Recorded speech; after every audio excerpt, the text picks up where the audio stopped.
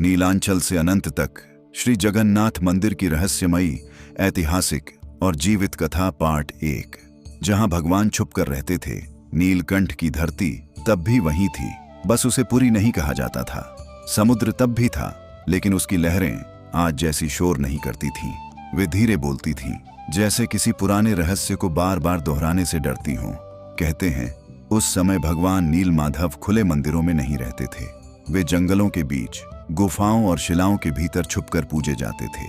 यह बात मालवा के राजा इंद्रद्युम्न तक पहुंची, एक ऐसे समय में जब उनके पास सब कुछ था सिवाय शांति के। राजा इंद्रद्युम्न कोई साधारण शासक नहीं थे। उन्होंने युद्ध देखे थे, राजनीति समझी थी और सत्ता का स्वाद चखा था। लेकिन हर रात एक ही सपना उन्हें जगा देता, एक अजीब सी आकृति, न पूरी मानव न पूरी देव, बड़ी गोल आंखें, नीला प्रकाश और बिना होंठों के मुस्कान। सपने में वही आवाज आती, तुम मुझे ढूंढ रहे हो, पर मैं वही हूं जहां आंखें धोखा खा जाती हैं। राजा पसीने में उठ बैठते। उन्हें समझ आ गया था, यह सपना नहीं, निमंत्रण है। एक दिन दरबार में आए एक वृद्ध तपस्वी। उनकी देह कांप रही थी, लेकिन आंखें स्थिर थीं। उन्होंने कहा, राजन, नीलांचल में नील माधव हैं। वे स्वयं को छुपाते हैं। जो उन्हें पाले वह जन्म मरण के चक्र से बाहर झांक सकता है। यही वह क्षण था जब इंद्रद्युम्न ने राजा रहना छोड़ दिया और साधक बन गए। उन्होंने अपने सबसे भरोसेमंद ब्राह्मण विद्यापति को बुलाया। जाओ, राजा ने कहा, और तब तक मत लौटना जब तक भगवान स्वयं न मिलें। विद्यापति की यात्रा आसान नहीं थी। जंगल घने थे, जहां रास्ते नहीं, सिर्फ संकेत होते थे। वहां रहने वाले लोग देवताओं से ज्यादा धरती पर भरोसा करते थे।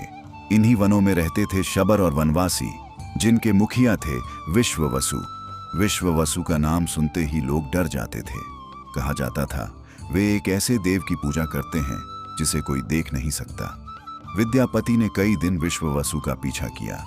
हर रात वे अचानक गायब हो जाते। एक रात विद्यापति ने साहस किया और सच पूछ ही लिया। पहले तो विश्ववसु क्रोधित हुए, यह हमारा देव है, शहरों के राजाओं का नहीं।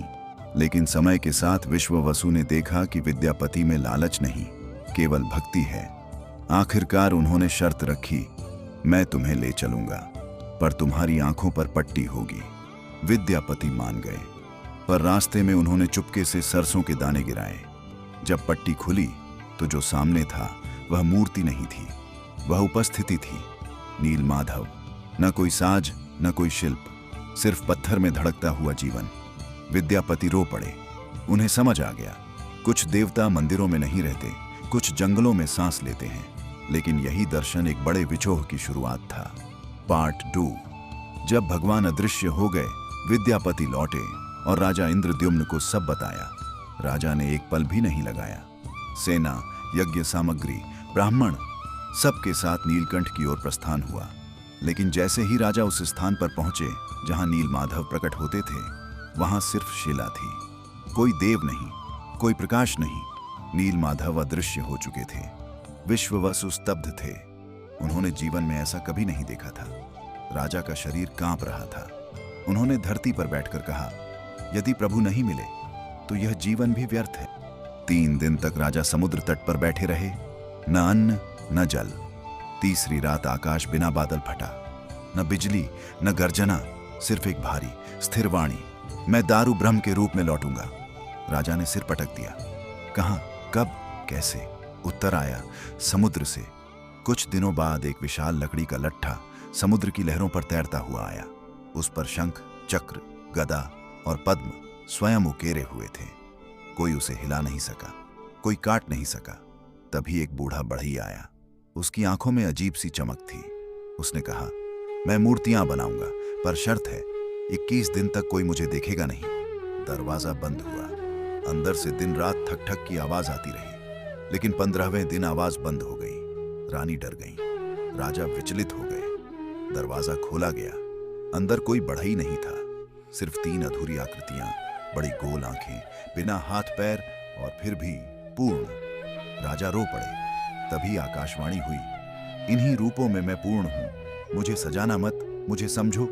यहीं से जन्म हुआ श्री जगन्नाथ, बलभद्र और सुभद्रा का। लेकिन यह तो बस शुरुआत थी। क्योंकि अब मंदिर बनना था, परंपराएं जन्म लेनी थी और इतिहास सब कुछ नष्ट करने आने वाला था। पार्ट 3।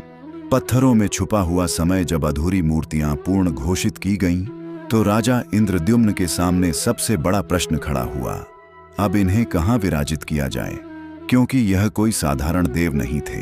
ये ऐसे भगवान थे जो जंगल से आए थे, जो छुपकर पूजे गए थे और जो अब राजा के सामने बिना हाथ पैर के पूरे संसार को देखने वाली आंखों के साथ खड़े थे।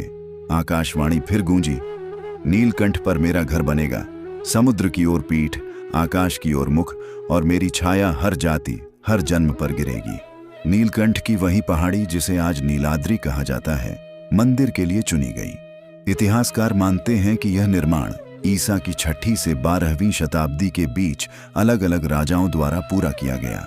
लेकिन स्थानीय परंपरा कहती है यह मंदिर एक राजा ने नहीं, समय ने बनाया। पत्थर ऐसे चुने गए जो नमक, हवा और तूफान सह सकें। समुद्र पास था, लेकिन मंदिर को इस तरह खड़ा किया गया कि लहरों की नमी गर्भगृह तक न पहुंचे। एक रहस्य वहीं जन्म लेता है। सिंहद्वार पार करते ही समुद्र की आवाज क्यों बंद हो जाती है? आधुनिक विज्ञान कहता है ध्वनि तरंगें मंदिर की ऊंचाई और दिशा से टकराकर विलीन हो जाती हैं। लेकिन पुरी के पंडा कहते हैं यह भगवान का आदेश है, उनके घर में सिर्फ मंत्रों की ध्वनि जाएगी। मंदिर के शिखर पर एक विशाल ध्वज लगाया गया और वही ध्वज आज तक हवा की उलटी दिशा में लहराता है, हर दिन बिना चूके। विज्ञान इसे वायुगतिकी का भ्रम कहता है, भक्त इसे भगवान की सांस। मंदिर बनता गया और उसके साथ परंपराएं जन्म लेती गईं। यहाँ भगवान राजा नहीं थे, वे रोगी भी होते थे। साल में एक बार अनसरा आता है। कहा जाता है स्नान यात्रा के बाद भगवान बीमार पड़ जाते हैं, दरवाजे बंद, दर्शन नहीं, दवा दी जाती है।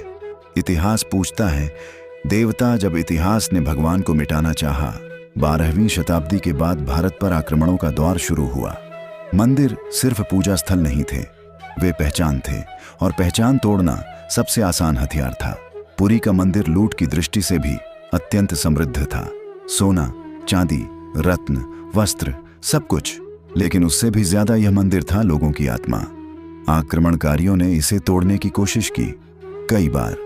इतिहास में कला पहाड़ का नाम आता है। कहा जाता है कि उसने मूर्तियां तोड़ने का प्रयास किया, लेकिन हर बार कुछ अजीब घटा। जब जब गर्भगृह में प्रवेश की कोशिश हुई, या तो मूर्तियां पहले ही हटा ली गईं, या फिर अचानक विद्रोह भड़क उठा। स्थानीय लोग देवताओं को रातों रात छुपाकर ले जाते, कभी जंगल, कभी नदी, कभी किसी गुफा में। इतिहास में ऐसे कई वर्ष हैं जब मंदिर बंद रहा, लेकिन पूजा रुकी नहीं। यहाँ एक और रहस्य है।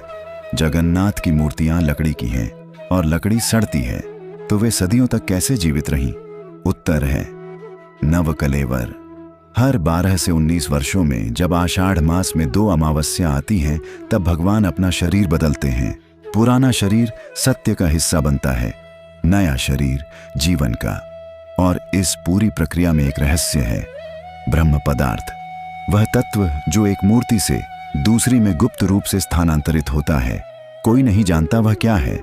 जो जानते थे वे जानते ही मर गए। सेवक की आंखों पर पट्टी, हाथ कांपते, हृदय धड़कता।